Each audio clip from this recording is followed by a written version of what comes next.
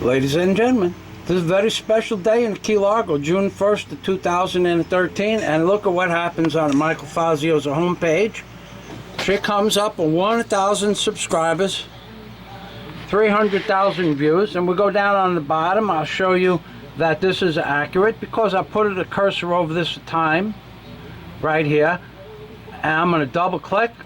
I double click, you could see the arrow, and up on the top of the screen courtesy she's the June 1st 2013. And I want to thank all of my subscribers for watching my crazy videos where I say that the Ark of the Covenant is on the dollar bill because I have a broken the codices in the King James Bible, and I also have discovered three-dimensional constructs on the dollar bill that look like bullocks and six-winged seraphims.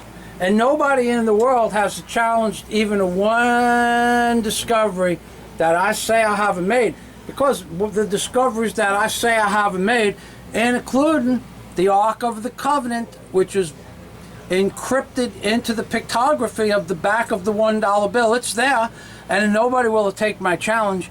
But moving on past that, we have Mr. Obama to thank for my subscribers, because he was riding on my Dick of Doom with the rocket launcher on his shoulder. And the Dick of Doom is a Mark 5 dive knife. And kind of show you what a Mark 5 dive knife is. You kind of Google that Mark 5 dive knife. And one of my other discoveries, of course, is the face of the Kitty's hog-nosed bat with the skull and bones that represents the Yale Skull and Bone Society and the number 322, because there are 3 lines around the outside of each eye, contiguous. That represents the number 3, and 2 sets of white lines inside the 3 contiguous dark lines representing the number 322, and it is a skull and bones. Therefore, it is a skull and bones 322 on the dollar bill, as the nose of a real Kitty's hog-nosed bat, which in real life grows to between 2.5 and 2 5/8 of an inch in width, weighs about 3/4 of an ounce, and when you fold the dollar bill into this exact configuration, the Kitty's hog-nosed bat that you see appear before your screen is exactly 2 5/8 of an inch or 2.5 inches.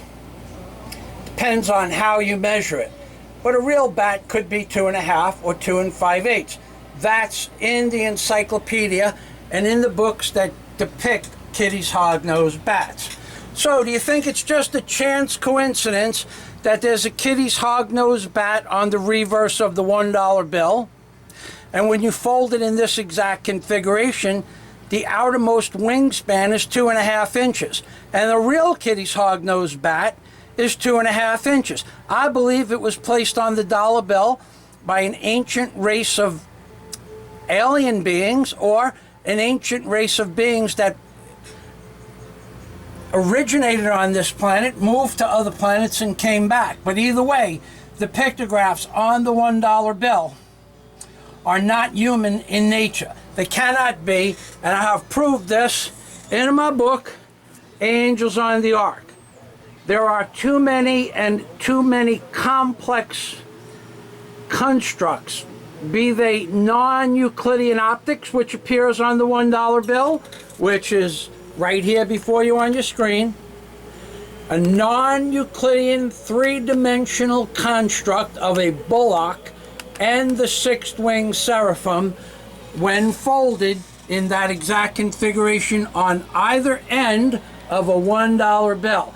Because, ladies and gentlemen, whatever created the $1 bill used a supercomputer far more advanced than anything we have in today's computers that are on the market, and they utilized a codices inside the King James Bible to make a codices between the Bible and the pictures and pictographs and 3-dimensional non-Euclidean constructs.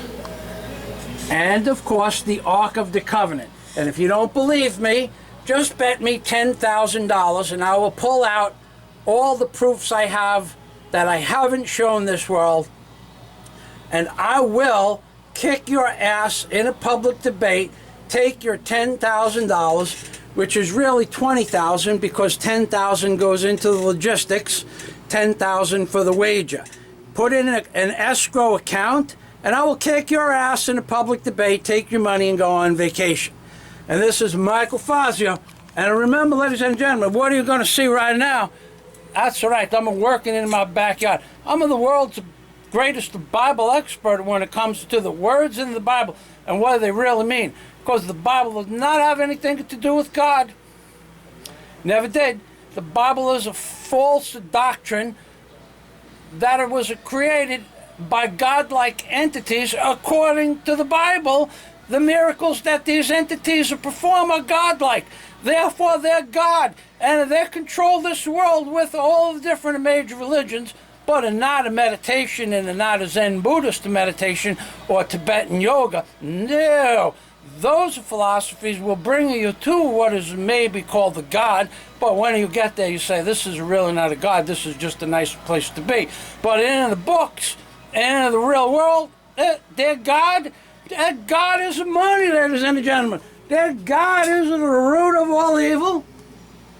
And the Catholic Church that said, give me money, we'll send you to heaven. I haven't seen this. For a certain amount of money, they excommunicate your sins. Because the Catholic Church and it's Satan and the Illuminati, which is on the dollar bill, and everything, and Lucifer, and this guy and that guy. They're all bullshit, ladies and gentlemen. The alien race of beings that uses us as a slave population, and we are their slaves. We do their bidding, we do their mining, we go out and we harvest their food, and all the minerals in the mines that you don't see go off the world.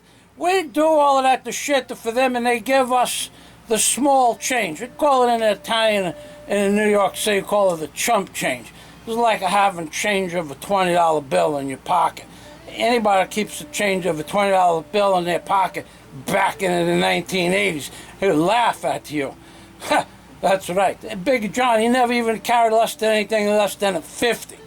Well, that's another story for another day. And maybe I'm going to tell that story one day, too. But, ladies and gentlemen, this is Michael Fazio from Howard Beach telling you there is no such thing as a God per se. God never went inside any of their fucking buildings. God never went inside any of their books. Their books and their buildings are bullshit so that they kind of take your money from you and put it in their pocket so that the pedophiles in the Vatican kind of pedophile your children, and when they get caught, they take your money and put the pedophiles on a plane and then move them around like on the musical chairs. And that's what the Catholic Church is all about, ladies and gentlemen. She's a big pedophile organization, and you kind of tell they're all a bunch of lying scumbags because of the Pope of Ratzinger, which I call him a Ratburger. Pope Ratburger was gay since he was born. He knew this, and he lied it to the world for 75 years because he was 84 years old when he retires. And he retires because they catch him gang-banging children in the church. Well, it wasn't really gang, but they caught a bunch of pedophiles in the church, and they say that the Pope knew about the pedophiles and didn't do anything about it. It was not the Pope per se. But the Pope comes out and admits he was a gay. He's 84 years old. So he lies to the world for all his professional and life of a political and whatever they call it, the Catholic bullshit and the priests and the bishops and pedophiles. He lies to the world for all that time, and then what happens? He says, I'm gay. He quits the church. He goes and lives with the guy that he was living with before, but now he's living as an open gay man. Oh, for all those years, he says the gays are bad, the gays are bad, the gays are bad, the gays are bad. But he was a gay, which means he was lying to the world, which means the Catholic Church knew about all of this shit, and they were lying to the world, which means there's a criminal organization made of pedophiles and gay people, which is fine if you want to be gay. But just to go around and tell people that you're gay, you got to lie to everybody. Why he lies? So he can get your money. So he kind of have the sex with the guys in the church, in the enclaves, and in the enclaves, and basically the Pope went a like of this and a like of that, which is like Mr. Obama.